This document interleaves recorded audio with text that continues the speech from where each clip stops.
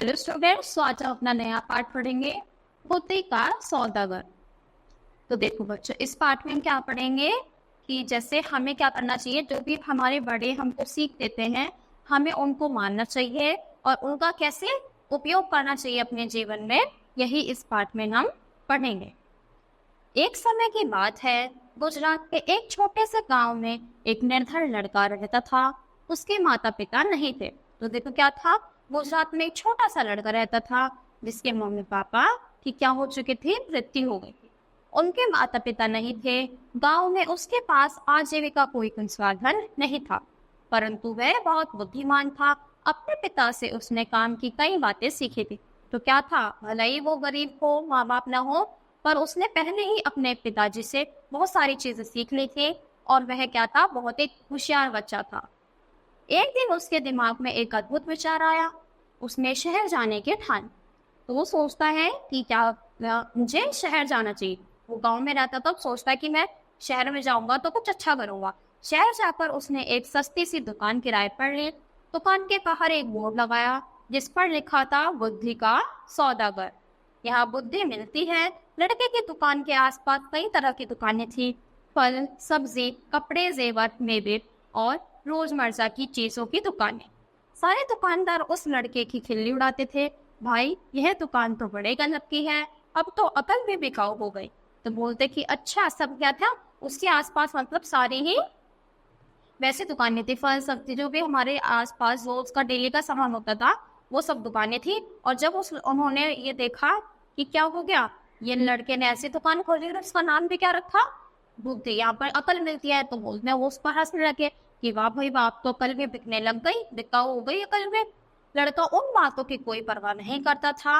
वह दिन भर आते जाते ग्राहकों को आवाज लगाता, आओ आओ बुद्धि ले जाओ, एकदम खरी सस्ती और उपयोगी, एक दाम सही दाम, आओ साहब ले जाओ। काफी दिन बीत गए। बुद्धि के सौदागर की दुकान पर एक भी ग्राहक नहीं आया। वह दुकान बंद करने की सोच ही रहा था कि एक धनी सेठ का मूर्ख लड़का उधर से निकला। उसे समझ नहीं आया कि वह कैसी दुकान है, कोई फल या सब्जी होगी। मेरे पिता मुझे हमेशा निर्बुद्धि और मूर्ख कहते हैं, क्यों ना कुछ बुद्धि खरीदियो। यह सोचकर उसने सौदागर ने कहा, एक शहर का कितना पैसा लोगे?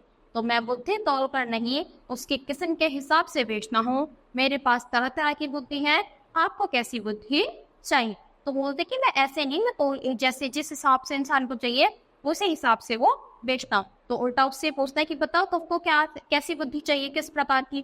तो ठीक है, एक पैसे में जिस तरह की बुद्धि आए दे दो।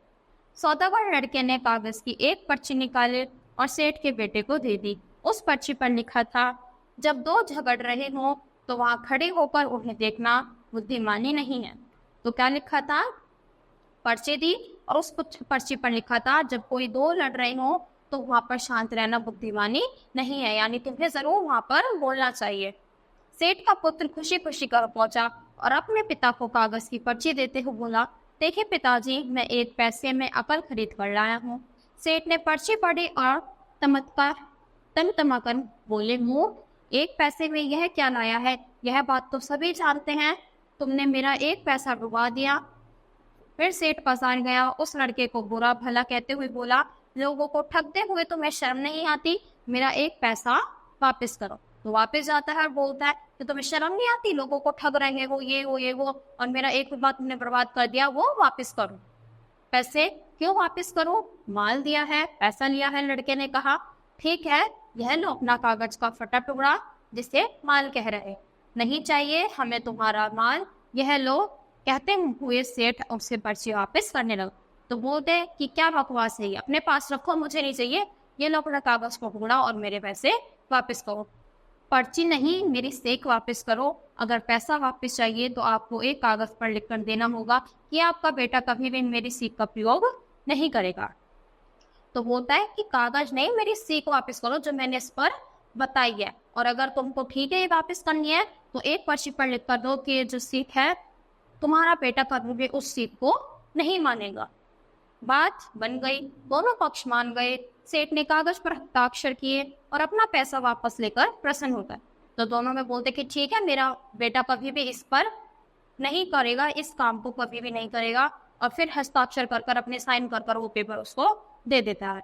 समय बीतता गया। उस प्रदेश में राजा की 2 रानियां थी। एक दिन दोनों रानियों की दासियां बाजार गईं। वहां उनका झगड़ा हो गया। बात हाथापाई तक पहुंच गई। वहीं सेठ का बेटा भी खड़ा था, लेकिन वह करार नामे के अनुसार वहां से खिसक नहीं सकता था। सारे लोग चले गए मगर वह अकेला ही खड़ा रह गया। बस फिर क्या था, दोनों दासियों ने उसे अपना गवाह बना लिया। झगड़े की बात राजा रानियों तक पहुंच गई। दोनों रानियों ने लड़के से कहा कि वह उसके पक्ष में गवाही दे। सेठ और उसके बेटे के होश उड़ गए। वे सहायता के लिए बुद्धि के पास सौदागर के पास पहुंचे। बोले, हमें किसी तरह बचा लीजिए, लेकिन मैं 500 रुपये लूंगा। ठीक है, ये लो 500 रुपये। तो क्या हो गया, मतलब जैसे 2 लेडीज में लड़ाई हो रही थी, ठीक है, 2 महिलाओं में लड़ाई हो रही थी, तो वहां पर सब भाग गए, सिर्फ वही लड़का खड़ा था और उन्होंने उनको बना लिया कि हमारा न्याय यही करवाएगा, यही हमारे पक्ष में बोलेगा, क्योंकि उस समय यही मौजूद था, इसी ने देखा है, तो हम इसी को गवाह बनाकर ले जाएंगे। तो फिर क्या होता है, ये सब देखकर जो वो है, वो लड़का भी और जो इसका बाप होता है, दोनों सेठ, वो क्या हो जाते हैं, हैरान हो जाते हैं और वापस फिर उसी लड़के पर जाते हैं कि हमें तुम्हारी मदद चाहिए, क्योंकि हमने तो साइन लिख कर दे दिया था कि कभी यूज नहीं करेगा, पर अब ऐसा टाइम आ गया है कि हमको वो यूज करना पड़ेगा। तब की बार लड़का क्या कहता है कि ठीक है, पर 500 रुपये लगेंगे। तो बोलता है कि ठीक है, हम देने के लिए तैयार हैं। देखो, जब गवाही देने के लिए बुलाया जाए तो पागल की तरह व्यवहार करना। बुद्धि के सौदागर ने उपाय बताया। सेठ के बेटे ने वही किया। राजा ने उसे पागल समझकर महल से बाहर निकाल दिया। तो क्या करते हैं, उसे ऐसा बोला कि ऐसा करना, ऐसा ऐसा व्यवहार करना कि जैसे तुम पागल हो। तो राजा ने उसको माना ही नहीं, उसे ये कोशिश कर दिया कि ये लड़का तो पागल है, इसको वहां से निकालो। इसी तरह की 1-2 घटनाएं और हो गई। बुद्धि के सौदागर की बातें राजा के कानों में भी पड़ी। राजा ने उसे बुलवाया और पूछा, सुना है तुम बुद्धि बेचते हो, क्या तुम्हारे पास बेचने के लिए और बुद्धि है? जी हुजूर, आपके काम की तो बहुत है, लेकिन 1 लाख रुपये। तो बोलता है ठीक है, आपके लिए भी है, पर आपके लिए तो 1 लाख रुपये लगेंगे, तुम्हें 1 लाख रुपये ही दिए जाएंगे। सौदागर ने एक पर्ची राजा को दे दी। पर्ची पर कुछ लिखा था। राजा ने पढ़ा, कुछ भी करने से पहले खूब सोच लेना चाहिए। तो उस पर क्या लिखा था कि कुछ भी करने से पहले उसके बारे में बहुत ज्यादा सोच करनी चाहिए। राजा को यह बहुत पसंद आई। उसने अपने तकिए के गिलाफ पर पर्दों पर अपने बर्तनों पर इस वाक्य को लिखवा दिया, जिससे वह इस मूल्य बात को कभी ना भूल सके और ना ही इसको भूल सके। तो क्या है, भूल और ना ही कोई भूल सके। तो सब क्या करा, अपने पर्दों पर, बर्तनों पर, सब जगह यही लाइन लिखवा दी, ताकि वो भी ना भूल सके और जब वो उसको पढ़ सके, वो उसके आसपास के लोग भी ना भूल सके।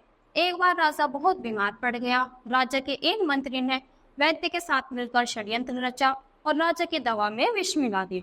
यानी देखो क्या करते हैं, षड्यंत्र रचते हैं, उसके खिलाफ बातें बनाते हैं और उसके दवाई में विष मिला देते हैं, यानी जहर मिला देते हैं। दवा का प्याला राजा ने अभी मुंह के पास रखा ही था, उस पर खुदे शब्दों पर उसकी नजर पड़ी। कुछ भी करने से पहले खूब सोच लेना चाहिए। तो वो पीने ही वाला था, पर उस बर्तन पर पड़ती है और उस बर्तन पर वही दिखाई देता है कि कुछ भी करने से पहले सोचना चाहिए। राजा ने प्याला नीचे रखा और दवा को देखकर सोच में डूब गया कि पीऊं या नहीं। वैद्य और मंत्री को लगा कि उनका भंडा फूट गया है। वे दोनों राजा से क्षमा मांगने लगे। महाराज, हमें क्षमा कर दीजिए, हमसे बहुत बड़ी भूल हो गई। राजा ने सिपाहियों को बुलवाकर दोनों को कारागार में डलवा दिया। बुद्धि के सौदागर को उन्होंने अपना मंत्री बनाया और इनाम में खूब सारा धन दिया। तो देखो क्या हुआ, वो लड़के ने क्या करा, अपनी ऐसी ऐसी सलाह दी जो लोगों के काम आई और धीरे धीरे वो क्या हो गया था, बहुत ही ज्यादा फेमस हो गया। और आखिरी में उसने, राजा ने उसको बुलाकर क्या दिया, उसको इनाम भी दिया और अपना मंत्री बना लिया। तो इसी के साथ ये बच्चों, ये पाठ यहीं पर खत्म होता है। आज के लिए इतना ही। Thank you.